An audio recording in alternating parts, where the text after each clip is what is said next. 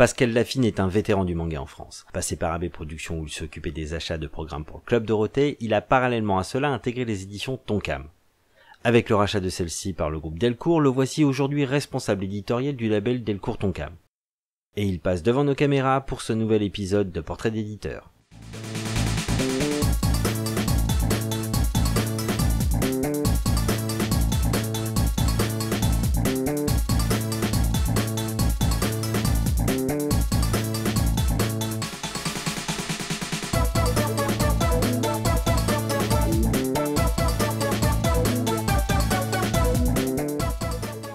L'histoire de Tonkam commence, on va dire, avec une famille qui possédait une boutique de bandes dessinées et qui vendait des bandes dessinées à la fois françaises, américaines, et qui s'est mis en fait avec le temps à faire de la bande dessinée japonaise parce qu'il y avait de plus en plus de personnes qui s'intéressaient à ça.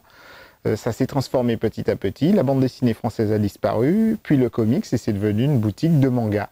Et en 1993, devant l'engouement, en fait, Dominique Verret et Sylvie Chang, qui à l'époque s'occupaient de Tonkam, ont décidé en fait de créer une partie édition. C'est à cette époque du coup que je suis arrivé, quand ils ont commencé l'édition.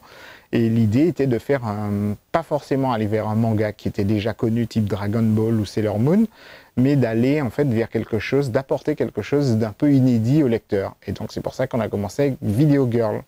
Et à partir de là, l'idée de Tonkam était de proposer des choses que d'autres éditeurs comme Glénat ne pourraient pas forcément proposer, des choses qui soient originales et essayer d'amener de nouveaux genres. C'est pour ça qu'on a fait le premier Boys Love, le premier Seinen pur. En fait, il y a plein de genres comme ça qu'on a initiés avec le temps, justement dans ce but de faire découvrir le manga. Malheureusement, en 2005, la mort de Yushi Chang met en péril l'avenir de l'éditeur. Avec le concours de Dominique Verret qui avait quitté 4 ans plus tôt Tonkam pour fonder la collection Akata aux éditions Delcourt, Tonkam intègre le groupe tout en conservant son autonomie jusqu'à la création du label Delcourt Tonkam et la fusion des catalogues. Les licences majeures de Delcourt Tonkam aujourd'hui, c'est Food War, Dead Tube, voilà, c'est plus des titres comme ça. Dans les titres en ce moment, dans les anciens titres, on compte des séries comme Gantz, voilà, on en a vraiment pas mal avec le temps. C'est vrai qu'on est en nombre de titres l'éditeur qui a fait le plus de titres en France, puisqu'on a été le premier éditeur 100% manga, bien qu'on ait commencé en même temps que Glénat. Glénat, comme ils avaient en fait la partie BD, le manga était un petit peu moins important, donc ils faisaient moins de titres, alors que nous, comme on était affiliés vraiment manga, donc on sortait énormément de titres par mois. Et une fois qu'on a fusionné Delcourt et Tonkam, le catalogue forcément est devenu encore plus gros, puisque c'est vraiment deux gros éditeurs qui se mettaient ensemble. Donc en fait, on va dire qu'on n'a pas d'hyper best-seller, on va dire ça comme ça. On a des titres qui marchent bien. Et donc, du coup, on évolue un peu là-dessus. Et puis, on est un éditeur de découverte avant tout, on l'a toujours été. Essayer de faire découvrir des choses un peu différentes, des différents genres. C'est pour ça que, même en regardant dans le catalogue, on a fait un peu tout ce qui était possible et imaginable dans le milieu du manga. Pendant longtemps, la rue Keller a été l'une des places fortes du manga à Paris. Pascal, qui appréciait le contact direct avec les lecteurs, a été l'un des témoins privilégiés de la transformation de ce public. Je dirais qu'aujourd'hui, la différence avec les débuts, c'est qu'au début, il y avait les acheteurs de manga étaient surtout des fans de manga, composés surtout avant tout de fans de manga, alors qu'aujourd'hui, le manga est passé dans une autre phase, une phase de consommation. Il existe encore des fans, ce qui est normal, mais on va dire que le manga ne se consomme plus de la même façon. Et c'est ce qui fait toute la différence par rapport à il y a quelques années. Il y a beaucoup d'acteurs aujourd'hui. Et c'est en 2004 en fait que ça a vraiment changé, où là on a doublé d'un seul coup le nombre de mangas qui sortaient par mois, et aussi le nombre d'éditeurs. Et depuis, en fait, on est sur on doit être dans les environs de 150, quelque chose comme ça, mangas par mois. Et il y a vraiment un nombre de sorties important de titres sur le marché. Donc c'est vrai que aujourd'hui, je dirais que le manga est parti pour durer un peu comme le jeu vidéo, comme tous ces éléments de loisirs qui sont ancrés, on va dire ça, dans la société française. Et il n'y a pas que le public qui a évolué. En plus de 20 ans, le marché du manga, aujourd'hui au plus haut, n'est plus un fleuve tranquille comme nous l'a déjà fait remarquer nos précédents interlocuteurs. Ce que nous confirme aujourd'hui Pascal. Le marché du manga a beaucoup changé par rapport à il y a quelques années. Il y a quelques années, quand on allait demander un titre, on avait toutes ses chances de l'avoir. Il n'y avait pas vraiment de concurrence. En plus de ça, il y avait 3 types de mangas qu'on commandait. C'était les mangas très commerciaux, les mangas moyens et les mangas intelligents. On va dire ça comme ça. Aujourd'hui, tous les mangas, quels qu'ils soient, à partir du moment qu'ils ont un potentiel, il y a une guerre dessus, qui peut monter à ce qu'on appelle des MG, des minimums garantis, très élevés. Donc aujourd'hui, on va dire que le prisme de l'achat s'est réduit à quelques titres, alors qu'avant c'était beaucoup plus ouvert. Tous les gros éditeurs, en général, quand il y a un titre important, se jettent dessus. Et donc ça devient un peu une enchère. Et c'est à la fois celui qui va proposer le plus, mais celui qui va faire le plan promo le plus intéressant, qui a des chances de l'emporter.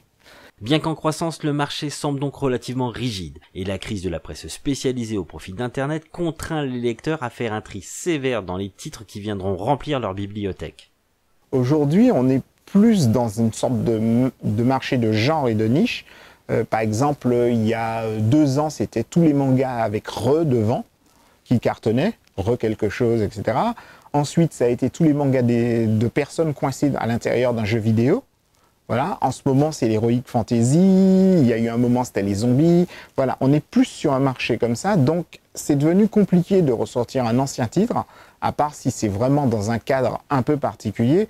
Là, dans le cas de Gantz, on l'a ressorti parce qu'il y avait Gantz G qui sortait en même temps.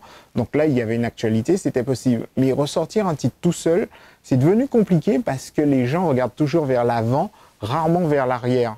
En tout cas, le public aujourd'hui qui achète du manga. Sachant en plus que l'ancien public, on va dire la première génération, disparaît peu à peu, parce qu'ils ont une vie de famille, ils ont changé, donc eux n'achètent plus qu'un manga une fois de temps en temps, et donc on est plus souvent obligé d'aller vers le nouveau public que de regarder vers l'ancien, puisque c'est le nouveau à la fois qui renouvelle, mais qui fait nos ventes et notre marché. Nous, d'une certaine façon, on est devenu par défaut un outsider parce que en fait, on est au même niveau que tous les autres éditeurs et donc tout se joue en fonction à la fois sa présentation, ce qu'on va proposer, etc. Dans un marché assujetti dorénavant à des phénomènes de mode, y a-t-il encore une place pour les choix de cœur?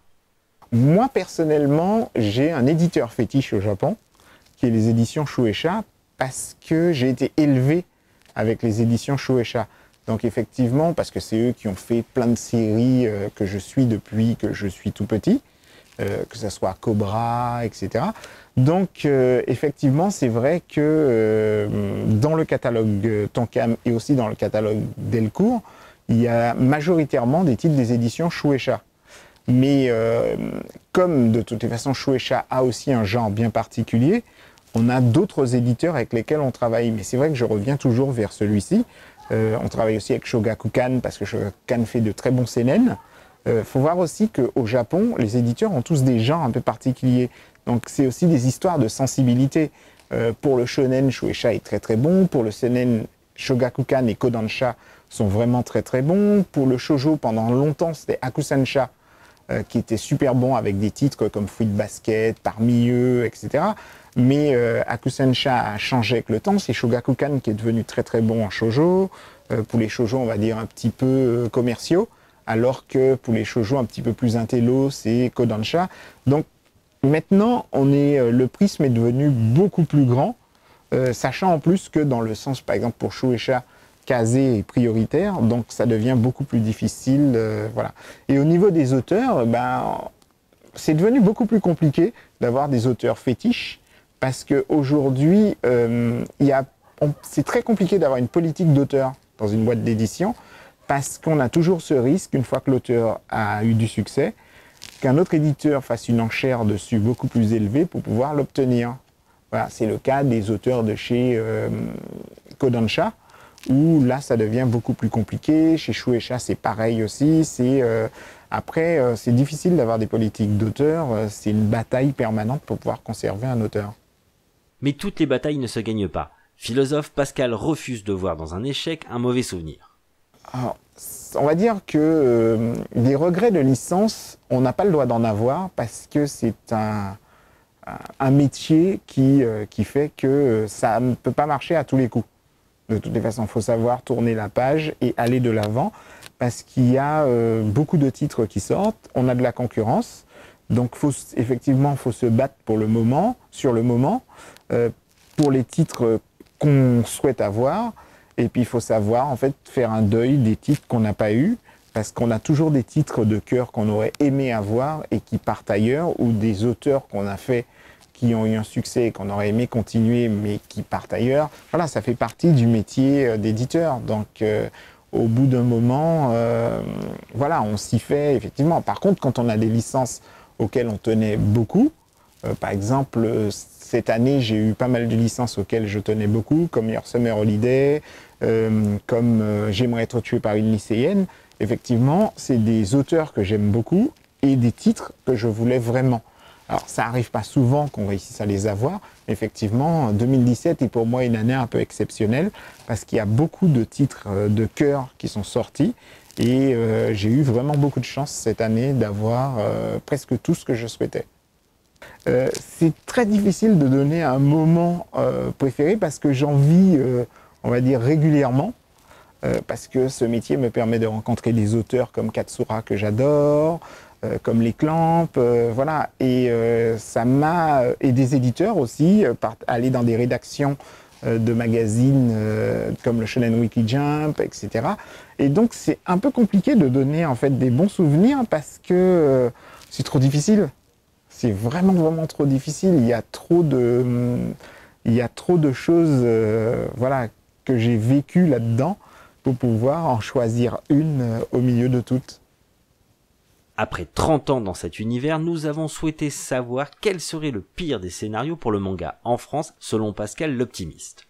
La pire chose qui pourrait arriver, je vais dire, au manga, c'est que les éditeurs arrêtent de faire tous les titres secondaires, c'est-à-dire les titres qui se vendent moyennement, pour ne pouvoir faire que des best-sellers. Voilà. Et là, comme on réduit le prisme, on va s'adresser qu'à des jeunes adolescents, parce que c'est le shonen, faut être clair, c'est le shonen qui se vend le plus de tous les genres de manga. Or, le manga, c'est tellement riche qu'on arrive sans arrêt à découvrir des choses nouvelles. Et si on réduit le manga qu'au shonen, malheureusement, on perdra vraiment beaucoup, et au niveau des lecteurs, parce que les lecteurs qui ont passé un certain âge ne lisent pas forcément de shonen. Eux, ce qui les intéresse, c'est tout ce qu'il y a à côté. Parce qu'on arrive à trouver des choses extraordinaires dans le manga, et ça serait vraiment dommage que voilà, tout ça puisse disparaître. Donc on se retrouve très vite pour d'autres reportages sur Phétonique.